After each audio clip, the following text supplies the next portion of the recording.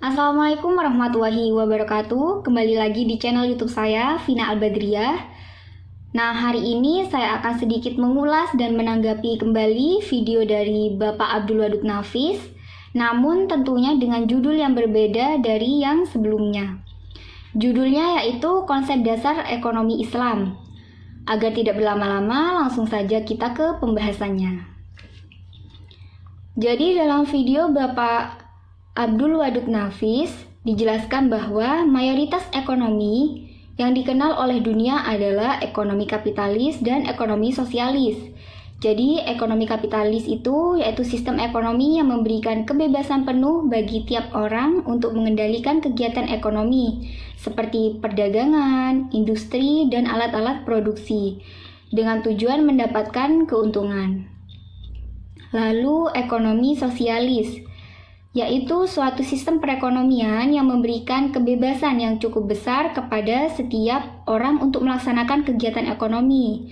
Nah, tetapi di sini ada campur tangan dari pemerintah. Namun, sebagai umat Islam, kita juga harus mengetahui dan mempelajari tentang apa itu ilmu ekonomi Islam. Nah, sesuai dengan penjelasan dari Bapak Abdul Wadud Nafis sebelumnya, pada video sebelumnya, bahwa ilmu ekonomi merupakan cabang ilmu yang membahas dan mempelajari tentang perilaku manusia dalam memenuhi kebutuhan dirinya dan memuaskannya. Dalam penjelasan Bapak Abdul Wadud Nafis dijelaskan bahwa manusia itu ada kebutuhan pokok, dan ada kebutuhan primer. Nah, sebenarnya kalau menurut saya itu kebutuhan pokok atau primer itu sama saja. Jadi kebutuhan itu dibagi menjadi 3, yaitu kebutuhan pokok atau primer, dan kebutuhan sekunder, lalu kebutuhan tersier. Untuk kebutuhan pokok atau primer merupakan kebutuhan utama yang wajib dipenuhi oleh seseorang untuk dikatakan hidup layak sebagai manusia. Lalu untuk kebutuhan sekunder, yaitu kebutuhan yang didapat dan dipenuhi setelah kebutuhan primer itu tercukupi. Untuk kebutuhan tersier, yaitu kebutuhan yang dapat dipenuhi oleh manusia apabila kebutuhan primer dan kebutuhan sekunder itu telah tercapai.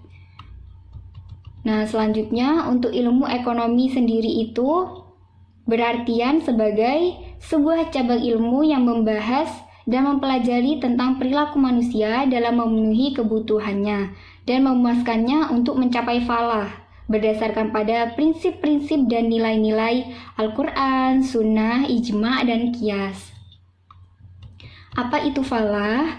Nah, falah itu merupakan pencapaian kebahagiaan dohir dan batin atau terpenuhinya kebutuhan sebagai manusia dan mendapatkan ridho dari Allah Subhanahu wa Ta'ala yang memenuhi kebutuhan fisik dan kebutuhan rohani. Dan semua itu dilakukan atas landasan Al-Quran, Sunnah, Ijma, dan Qiyas. Nah, mungkin banyak yang belum mengetahui apa itu Ijma dan Qiyas. Nah, Ijma itu yaitu kesepakatan ulama-ulama sampai tingkatan mustahik setelah wafatnya Nabi Muhammad SAW.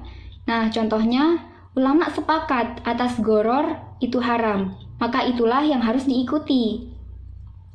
Selanjutnya yaitu Qiyas, menyamakan sesuatu yang baru yang tidak ada pada Al-Quran, hadis, dan ijma, atau menyamakan sesuatu masalah yang baru dengan suatu masalah yang telah ditegaskan dalam Al-Quran dan hadis. Nah, contohnya di sini yaitu narkoba. Dalam Al-Quran dan hadis tidak ada penjelasan tentang haram atau halalnya narkoba itu. Namun bisa kita kiaskan, yaitu menyamakan suatu masalah yang baru dengan masalah yang sudah ditegaskan hukumnya dalam Al-Quran dan hadis. Jadi dalam Al-Quran, Homer itu dilarang atau haram hukumnya. Mengapa? Karena zatnya yang memabukkan. Berarti dapat diambil kesimpulan bahwa narkoba pun haram karena narkoba itu memabukkan. Lalu perbedaan ekonomi syariah dan ekonomi Islam. Mungkin banyak yang bertanya-tanya, kenapa ada ekonomi syariah, kenapa disebut juga dengan ekonomi Islam? Nah, saya akan menjelaskan di sini yaitu untuk perbedaan ekonomi syariah dan ekonomi Islam. Perbedaannya itu hanya terletak pada terminologinya saja atau pada kata ekonomi syariah dan pada kata ekonomi Islam. Nah, ekonomi syariah itu berartian perekonomian yang berbasis prinsip-prinsip Islam, di mana kegiatan di dalamnya tidak mengandung riba, maisir, goror, objek haram, dan yang menimbulkan suatu kezoliman. Memang kalau dibandingkan antara Indonesia dengan negara-negara lain di dunia, dalam penyebutannya itu berbeda. Di Indonesia menyebutnya dengan istilah syariah, sedangkan negara-negara lain menggunakan dengan istilah ekonomi Islam, bank dan keuangan Islam. Paling tidak ada 2 alasan yang melatar belakanginya. Untuk info yang saya ketahui yaitu yang pertama, alasannya yaitu alasan historis. Secara historis, istilah ekonomi syariah lahir seiring dengan kemunculan bank syariah. Yang pertama di tanah air pada awal dekade 90-an. Yang pada saat itu diresmikan oleh almarhum Presiden Soeharto. Sebagaimana diketahui, kelahiran bank syariah tersebut dibidangi oleh MUI atau Majelis Ulama Indonesia dan Ikatan Cendekiawan Muslim Indonesia. Nah, ketika para tokoh kedua ormas tersebut datang bersilaturahmi kepada pemerintah, baik presiden maupun menteri keuangan, mereka menawarkan sejumlah istilah untuk bank yang akan dibentuk tersebut, antara lain Bank Islam atau Bank Syariah.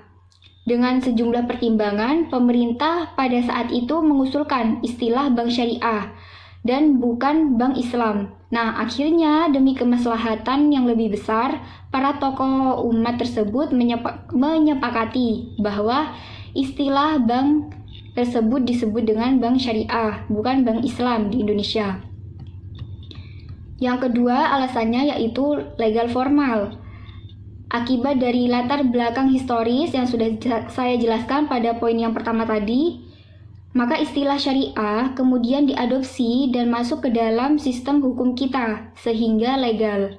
Nah, contohnya dalam Undang-Undang Perbankan Syariah Nomor 21 Tahun 2008 dan Undang-Undang Surat Berharga Syariah Negara atau SBSN Nomor 19 Tahun 2008. Namun, untuk publikasi ke luar negeri, kita tetap menggunakan istilah Islamic Economics, Islamic Banking, Islamic Insurance, dan sebagainya.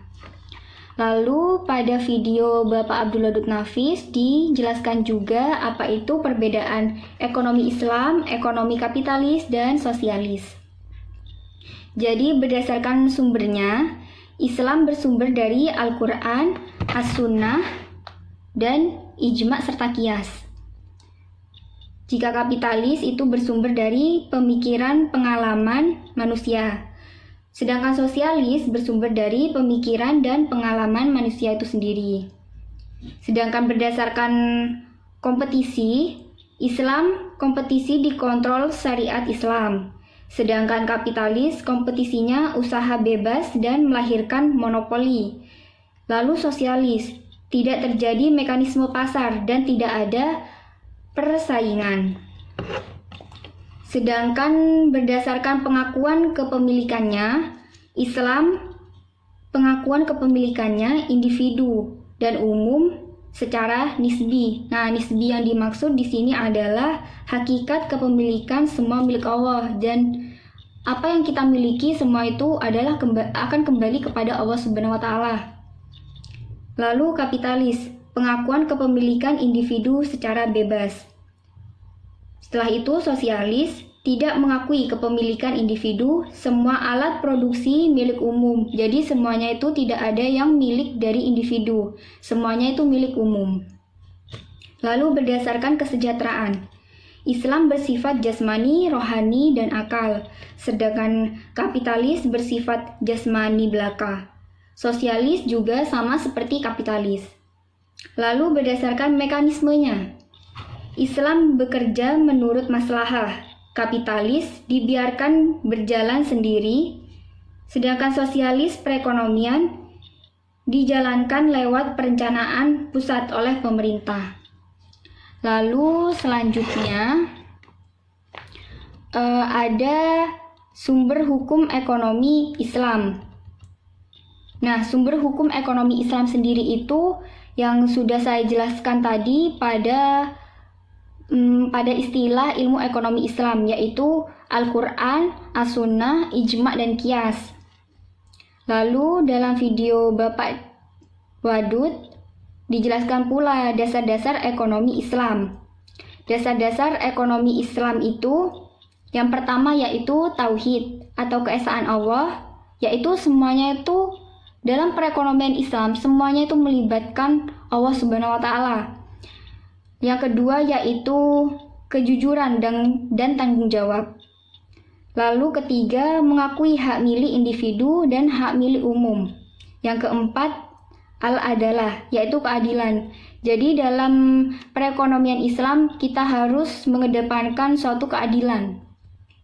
Dan yang kelima, al-tawazun, yaitu keseimbangan. Yang keenam, al-ta'awun, yaitu saling tolong-menolong. Lalu dalam perekonomian Islam, Bapak Abdul Wadud juga menjelaskan bahwa harus bebas dari maghrib. Nah, apa itu maghrib? Maghrib itu adalah maisir, goror, dan riba. Nah, maisir itu adalah judi. Jadi dalam perekonomian Islam itu tidak boleh adanya judi. Lalu goror itu adalah tipu menipu. Dalam perekonomian Islam juga tidak boleh adanya tipu menipu. Lalu riba. Nah, riba ini juga tidak diperbolehkan dalam perekonomian Islam. Karena riba itu merupakan penetapan bunga atau melebihkan jumlah pinjaman saat pengembalian berdasarkan persentase tertentu dari jumlah pinjaman pokok yang dibebankan kepada peminjam. Seperti itu. Nah, selanjutnya yaitu penjelasan Bapak Wadud yang terakhir yaitu karakteristik ekonomi Islam. Ada 8 poin. Nah, poin yang pertama itu yaitu ekonomi Islam terkait dengan akidah, syariah, dan akhlak. Yang kedua, harta kepunyaan Allah dan manusia sebagai khalifahnya. Lalu yang ketiga, larangan maghrib. Nah, yang maghrib tadi itu maisir, goror, dan riba. Yang keempat yaitu keadilan dan keseimbangan dalam melindungi kepentingan individu dan dalam melindungi kepentingan masyarakat. Lalu yang kelima, keseimbangan antara keruhanian dan kebendaan. Nah, yang keenam, bimbingan konsumsi, dan yang ketujuh, petunjuk investasi. Yang kedelapan adalah zakat. Nah, sebenarnya setelah zakat ini ada juga infak. Nah, akan saya jelaskan sedikit penambahan dari zakat. Zakat itu tidak hanya ada zakat fitrah saja yang dikeluarkan 1 tahun sekali, tetapi juga ada zakat mal. Ketika kita mempunyai harta lebih dari nisab, maka kita wajib untuk berzakat sebanyak 2,5% dari harta tersebut. Walaupun tidak sampai pada nisab, kita juga diperbolehkan untuk mengeluarkan zakat di setiap kita mendapatkan rezeki. Kita juga boleh. Nah, dan ada juga zakat hasil tani, yaitu zakat pertanian. Apabila untuk pengairannya hanya mengandalkan hujan, maka zakat yang dikeluarkan hanyalah 10%. Namun apabila menggunakan jasa pengairan kepada orang lain, maka zakat yang dikeluarkannya hanyalah 5%. Nah, mungkin itu saja yang dapat saya jelaskan. Sekian penjelasan dari saya. Terima kasih telah menonton video ini. Semoga bermanfaat dan see you di next video selanjutnya. Wassalamualaikum warahmatullahi wabarakatuh.